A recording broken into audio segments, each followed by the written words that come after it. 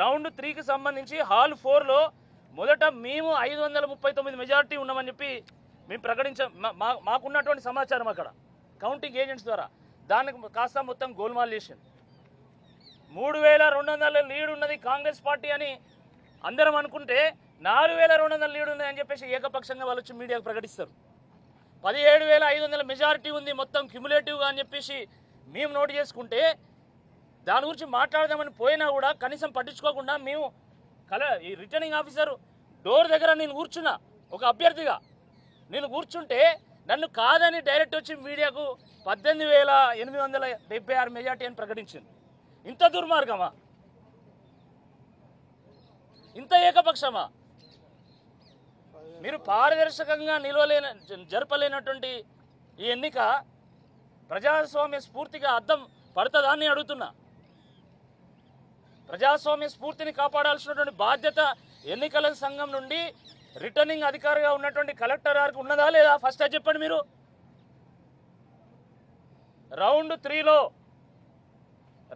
3 మా గ్రీవెన్సెస్ అన్ని అడ్రస్ చేయకుండా మీరు కౌంటింగ్ పోతే మేము ఆ కౌంటింగ్ బాయ్కాట్ చేస్తాం. మాకు అవసరం లేదు. ఎట్టి పరిస్థితుల్లో మీ బాధ్యత రాష్ట్ర ఎన్నికల సంఘాన్ని కూడా మేము అప్పీల్ చేస్తున్నాం. నేను ఒక అభ్యర్థిగా అప్పీల్ చేస్తున్నా. మా యొక్క ఎన్నికల ఫలితాన్ని తారుమారు చేయడానికి ఇక్కడ రిటర్నింగ్ ఆఫీసర్ ఏకపక్షంగా పక్షపాతంగా వివరిస్తూ ఒక అభ్యర్థికి లాభం చేకూర్చేటువంటి ప్రయత్నం చేస్తుంది. ఇది నా యొక్క ఆరోపణ. దీనికి మీ సమాధానం ఏందో చెప్పండి. మీరు మొత్తం క్లారిటీ ఇచ్చినాక మమ్మల్ని సాటిస్ఫై చేసినాక మాత్రమే ఎన్నికల యొక్క కౌంటింగ్ ముందు తీసుకెళ్లాల్సింది మేము కోరుతున్నాం. మేము ఏదో ఎన్నికలకు భయపడో దీనికో కాదు. ప్రజాస్వామ్యంలో ఏ తీర్పు ఇస్తే ప్రజలు ఆ తీర్పును శిరసావహించడానికి మేము సిద్ధం. కానీ ట్రాన్స్పరెంట్గా నిర్వహించండి. దట్స్ ఆల్ మేము కోరేది, అంతే. మేము అంతకంటే వేరే ఏం కోరడం లేదు. కాబట్టి ఎందుకంటే వాళ్ళు ఎట్లా మమ్మల్ని పట్టించుకుంటలేరు కాబట్టి మీ ద్వారా ఎన్నికల సంఘానికి, ఎందుకంటే ఎన్నికల సంఘం యొక్క అధికారిగా వారు కొనసాగుతున్నారు, వారి యొక్క ప్రతినిధిగా వారు కొనసాగుతున్నారు. కాబట్టి మేము రాష్ట్ర ఎన్నికల సంఘానికి, భారత ఎన్నికల సంఘానికి మేము అప్పీల్ చేస్తున్నాం. ఈ ఎన్నికల నిర్వహణలో మాకు అనేక అభ్యంతరాలు ఉన్నాయి. ప్రతి టేబుల్ దగ్గర 5 ఓట్లు 6 ఓట్లు చాలా డిఫరెన్సెస్ వచ్చినాయి. మేము అయినా కూడా అవన్నీ భరించినాం. నిన్నటి నుండి మీకు కనీసం ఎక్కడ కూడా కనీసం ఒక కంప్లైంట్ కూడా ఇవ్వలే. కానీ ఈరోజు ఏకంగా ఒక రౌండ్లో ఒకే హాల్లో 1000కు పైగా మరి తేడా వచ్చిన సందర్భంలో ఖచ్చితంగా దీన్ని తేల్చుకోవాలి. లేకపోతే ఇది మరి ముందుకి ఇంకా తీవ్ర రూపం దాల్చి ఎన్నికల ఫలితాన్ని తారుమారు చేసేటువంటి అవకాశం ఉందనే ఉద్దేశంతో మాత్రమే మేము ముందుకు వచ్చినాం. కాబట్టి మేము ఎన్నికల సంఘాన్ని అప్పీల్ చేస్తున్నాం. దయచేసి మాకు సమాధానం చెప్పండి. ఇదే రిటర్నింగ్ ఆఫీసర్ వారి యొక్క గది ముందు నేను వేచి చూస్తా. మాకు సమాధానం చెప్పి మా గ్రీవెన్సెస్ అన్నీ కూడా అడ్రస్ చేసిన తర్వాత కౌంటింగ్ ప్రక్రియను ముందుకు తీసుకెళ్ళండి. దయచేసి మీకు చేతులు జోడించి నేను నమస్కారం చేస్తున్నా. మాకు సమాధానం చెప్పండి. మా గ్రీవెన్సెస్ అడ్రస్ చేసి మాత్రమే మీరు కౌంటింగ్ ముందు తీసుకెళ్లాల్సిందే ఈ సందర్భంగా నేను కోరుతా ఉన్నా. చాలా నిన్నటి నుండి కనీసం మా కౌంటింగ్ ఏజెన్సీ యొక్క సంతకాలు కూడా తీసుకోలే.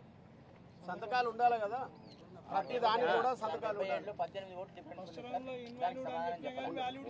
మేము కౌంటింగ్ ఏజెంట్ అభ్యంతరం చెప్పినప్పుడు దానికి అడ్రస్ చేయాలి కదా. చేయకుండా ఏకపక్షంగా తీసుకెళ్లడము, ఎన్నో ఓట్స్ ఇన్వాలిడ్ అయినా ఇంకా అనేక అభ్యంతరాలు ఉన్నా కూడా ఏకపక్షంగా ఆమె తీసుకెళ్లి మొత్తం అదే చేయడం, అదే కాదు. అసలు ప్రతి హాల్లో రిటర్నింగ్ ఏఆర్ టేబుల్ ఉంటుంది.